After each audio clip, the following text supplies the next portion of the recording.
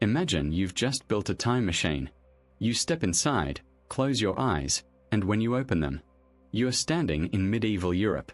But here's the question nobody asks. Would you actually survive the first hour? Not the battles. Not the plague.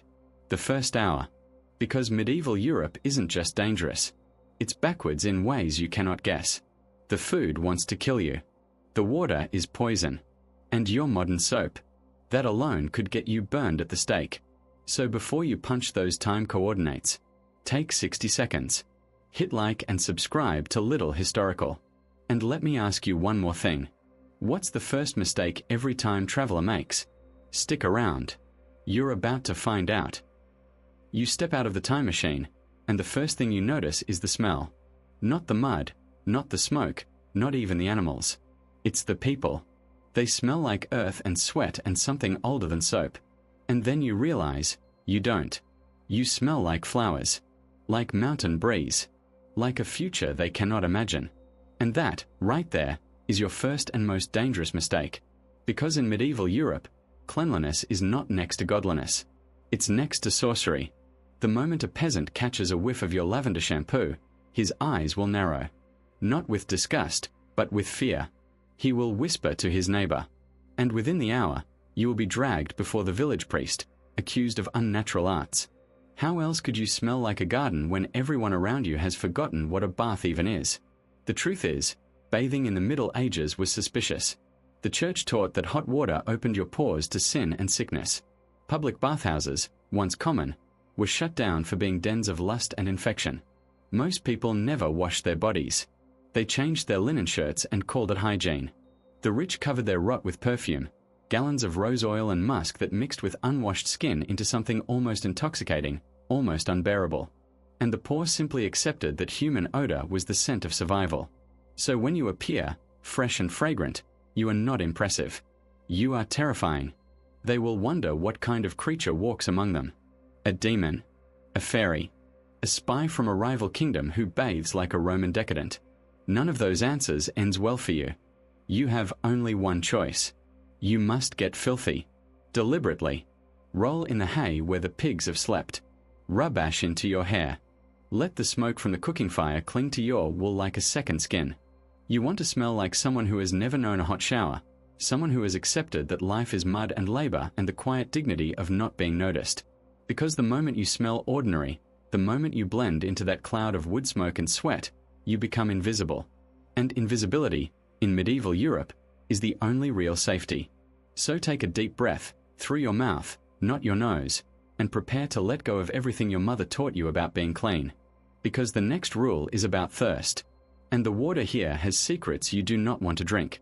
And the water here has secrets you do not want to drink. You see that stream, clear and cold, winding through the village like a silver promise. Every instinct tells you to cup your hands and swallow. Do not. Because medieval water is not water. It is a soup of everything upstream has abandoned. Human waste, animal blood, the grey runoff from the tannery, and sometimes worse. The same stream that quenches your thirst also carries the last rites of a dozen villagers who drank from it yesterday. What you cannot see is the sickness swimming toward your lips. And what you cannot smell is the quiet death floating just beneath the surface.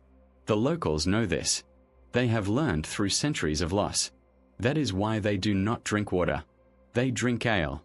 Not the golden craft beer you remember from your own time, but something thinner, cloudier, barely stronger than bread.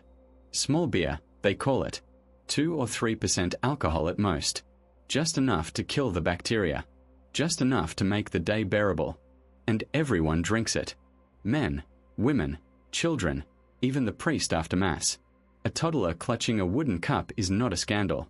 It is Tuesday. If you refuse the ale they offer, they will not think you are health conscious. They will think you are hiding something. A heretic, perhaps. Or a sorcerer too pure for mortal drink. Either way, the questions will start. And questions in medieval Europe have a way of ending at the stake. So you must learn to love the ale. The taste is sour, flat, and faintly of bark. It leaves a film on your tongue and a fog in your thoughts. But it keeps you alive. The tavern where it is brewed is not the cozy pub of your imagination. It is a low, smoky room where men speak in whispers and women watch you from the shadows. The alewife measures her ingredients by instinct and desperation. You do not ask what floats in your cup. You nod, you drink, and you do not make eye contact with the man who just sharpened his knife on the table. Because in this world, thirst is a weakness. And ale is not a beverage. It is a contract. Drink and belong. Refuse and become a stranger. And strangers, hear and never safe for long. Which brings us to what you wear, because your clothes are already screaming your secrets to everyone watching. Which brings us to what you wear, because your clothes are already screaming your secrets to everyone watching. You glance down at your own tunic, your hoodie, your sneakers, and see nothing remarkable. But they see everything. The fabric is wrong. Too smooth, too bright, too strange. It catches the light in ways wool and linen never could. And in medieval Europe, the wrong fabric is not a fashion mistake. It is a confession. There are laws for this. Sumptuary laws, they call them. Legal dress codes written by nobles who understood one thing perfectly. Clothing is power. If you dress above your station, you are not ambitious. You are a threat.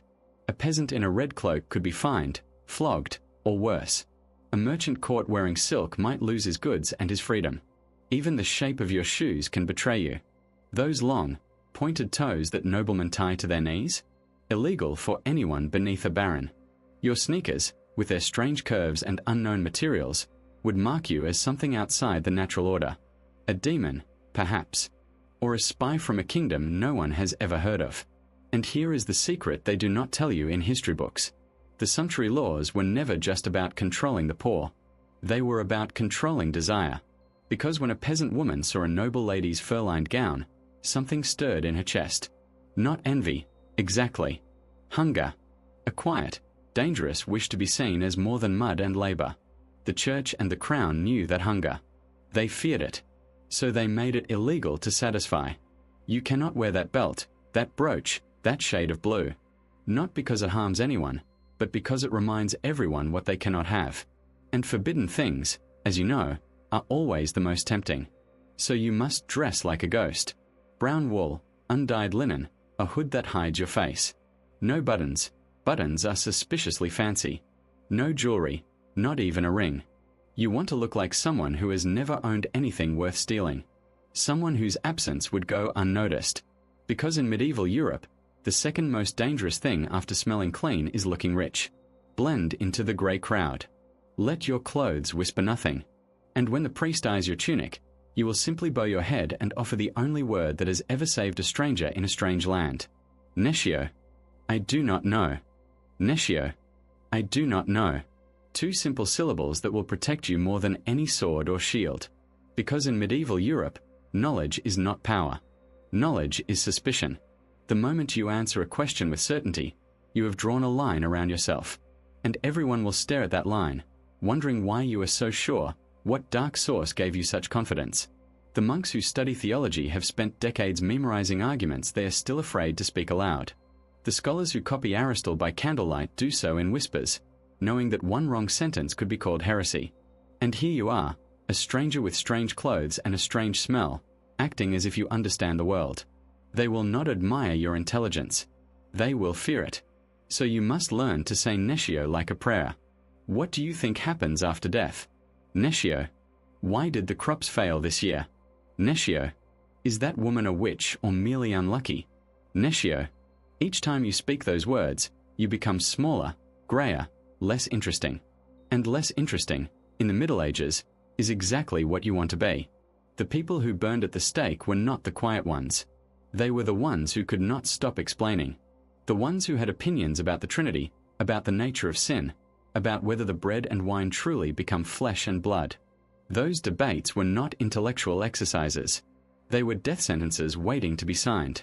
And here is the uncomfortable truth. You will be tempted. You will hear a peasant blame a comet for his sick cow, and every modern bone in your body will ache to correct him. You will watch a priest drain blood from a feverish child, and you will want to scream about germs and hygiene. Do not.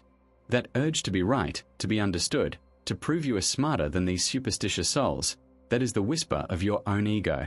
And that whisper will burn you faster than any witch hunter's torch. So bite your tongue. Lower your eyes. Let them believe you are simple.